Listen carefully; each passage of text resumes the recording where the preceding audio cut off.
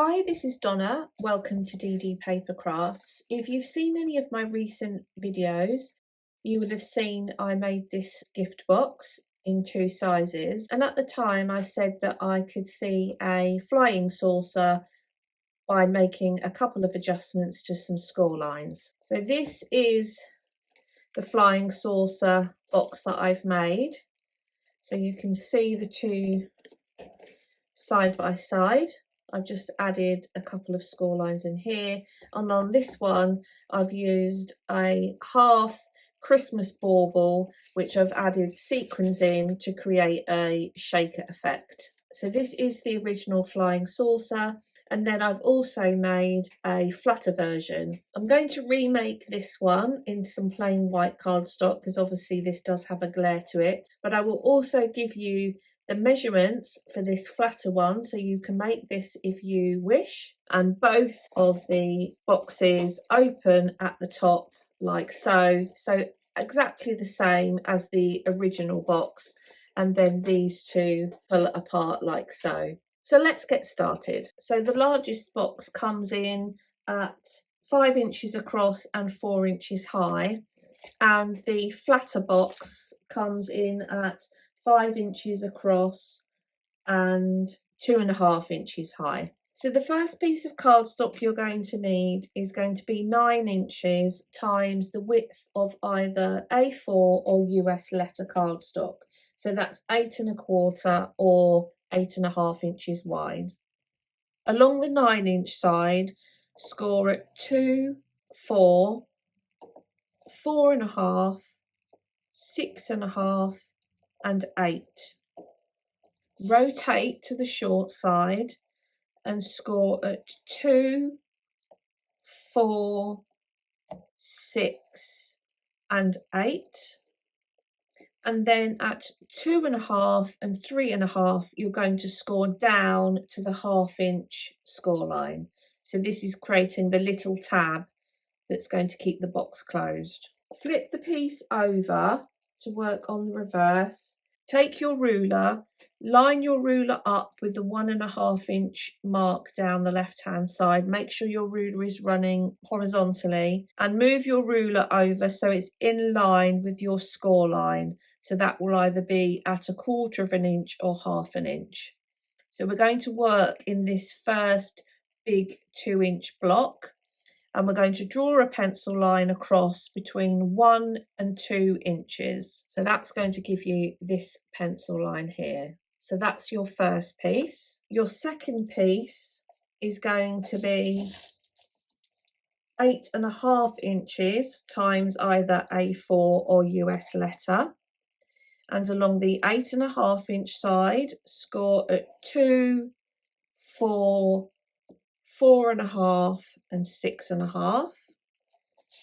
Rotate to the 8.25 or 8.5 inch side and score at 2, 4, 6 and 8. Flip the piece over to work on the reverse, so you'll have either 1/4 inch or 1/2 inch tab on the left hand side.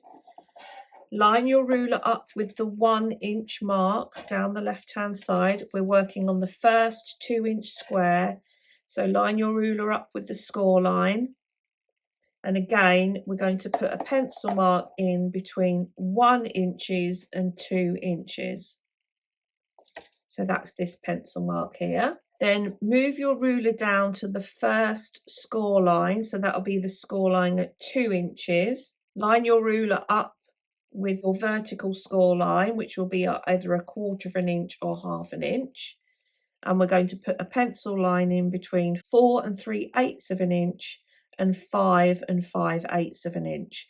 So we're working on the third whole square along the top, and on the score line we're making what is going to be our slot line. So remove those two from the scoreboard.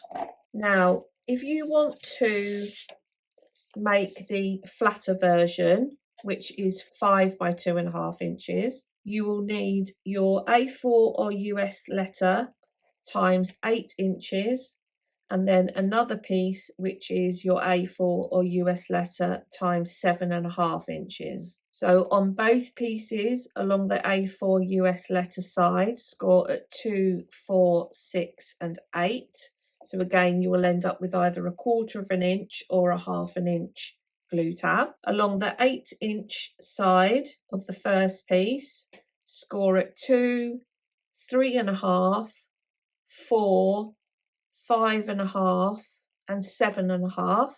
And then on the second piece, which will be A4 US letter times 7.5 inches, score at 2, 3.5, 4 and 5.5.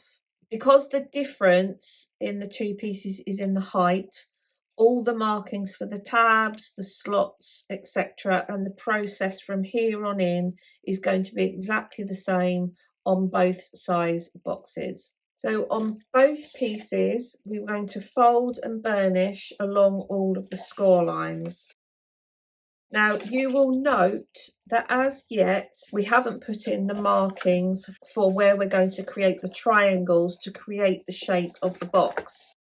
Now we're going to cut the pieces into shape and then create those markings and put in our additional diagonals. And the reason for that is because we can then make sure that we're putting our marks on the actual cut line rather than on the score line, which we may then cut away. Because I did one as a mock-up and I found that my triangle, because I cut after I'd scored, the top of the triangle was apart like this. So by doing the folding, burnishing and the cutting of the main box first, we'll then put in the marking and the additional score lines, and that way we should make sure that we get a nice point at the top of the triangle. So if we work on this piece first, so this will be the piece that has just got the one pencil mark on, and I'm going to put a cross so you can see all the sections that we're going to cut away.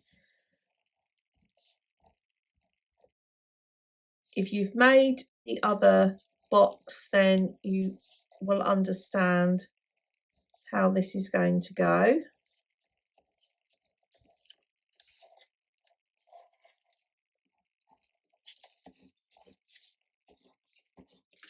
So those are all the squares on there that we're going to cut away. And then on the second piece, much the same. We're going to cut away the squares marked like so. So let's bring this one in. So I'll just work my way through this one. Try to cut away the score lines because it will give you a neater look. So if I cut that away to start with, so that's our base tabs. We move it around. So I'm now going to cut this whole section away here, create the tab. So it doesn't matter what order you cut your pieces in, you just want to make sure that you're cutting away all of the sections which have got a cross in them. So you work in whichever order you think you're going to find easiest. I'm going to cut this top section away. So we're going to work on what will be your 1/4 of an inch or your 1/2 inch tab. And I'm going to snip to separate these into 3 separate tabs and then just take a wedge from the ends of each of those. And then finally, I'm going to cut along the pencil line like so. Now you could, if you wanted, round off the corners on the tab. That's what I've done on the box that I've made. I'll just show you here. So I've rounded those off and I've rounded off the corners on all the sections on the top flaps. So that's piece number 1. So we'll bring it in piece number 2. So this is piece number 2. So again, we'll create our base glue tabs. Again, do this in whichever order you think you're going to find easiest, as long as you end up with the shape the same. It doesn't matter what order you cut it in. So again, on this one, we're going to cut up and separate the side 1/4 inch or 1/2 inch into 3 sections and take a wedge to create a glue tab. Rotate, we're going to cut up to create the slot system. And then on this one, you want to take your craft knife and we're going to cut a slot along the pencil line that we've made. And again, you want to make sure that this is wide enough for cardstock to go through. So you want a slot rather than a slit. And if you are going to be adding pattern paper onto the top of any of your pieces which are going to run through the slot, you need to take that into account as well. So that is our piece. So now we're going to put in the pencil marks for our additional score lines. So bring in your ruler and you're going to do the same on both pieces and the same if you decide to make the flatter box. And we're going to be concentrating in the squares which don't have a square above them. So 2 and 4 in the top row and 2 and 4 in the bottom row. So I'm going to line my ruler up level with the cut line and I'm going to mark at 1 inch and then I'm going to mark at 5 inches.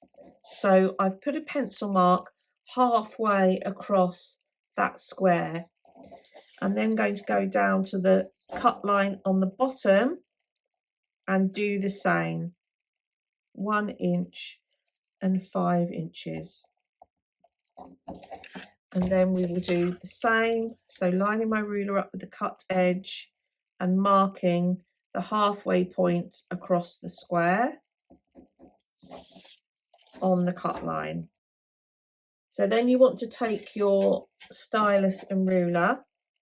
And again, you're going to do the same on both pieces. So we're going to score from the top pencil mark we've just made down to the bottom left hand corner of the square and then across to the bottom right hand corner of the square. So we're creating a triangle shape here, and then we're going to do the same in the square underneath, and you'll end up with a diamond with a band across it. So you want to do that on all 8 squares that we've marked. So there you can see I've got the additional score lines. So if I flip the piece over, now it doesn't matter whether you work from the front or from the back. So if this is the front face, we're going to create a valley fold along the score line that we've just made.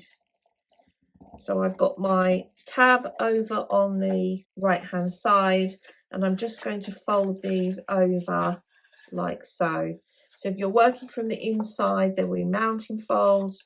If you're working from the outside, as I am here, there will be valley folds.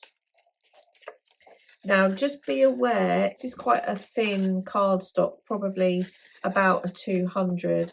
If you're using a thicker cardstock, just be careful that you don't crush the score lines around the outside, as you can see I've done there.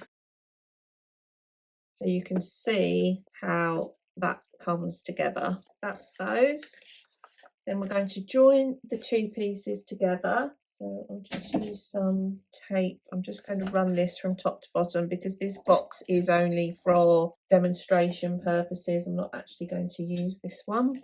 So you use whichever adhesive you prefer. And then we're going to join up these 2. You want your 2 central score lines to be lined up because that's going to give you a nice look around the outside of the box.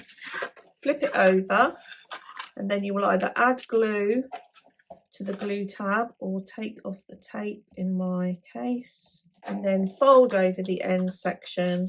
And again, we're going to join this up and we want to line up the 2 internal score lines that run around the middle. Okay, so that's our piece joined up. We're going to work on the base, so these are the pieces without the cut lines or the tabs. I'm going to flip it over, push the pieces in towards each other. You can see that's how it starts to form its shape. And then we're going to add opposite glue tabs. So I'll just use some Kal-Al. So this one is going to come, pull it over tight. You want it to sit nice and snugly over the base. They will spring apart, so do keep hold of them. And then we're going to bring this one in and bring that one over the top. Just hold that down because it will want to spring apart at the moment. And then we're going to add glue onto the final square and bring across the final section like so. Flip it over. I'm going to just fold these ones back out of the way, and we can just go in and burnish down those at the bottom. So that will be your bottom. And then for your top, these two, again, just push the pieces in so it starts to form a shape. You don't want it springing apart too much. So I'm going to slot those two in like so.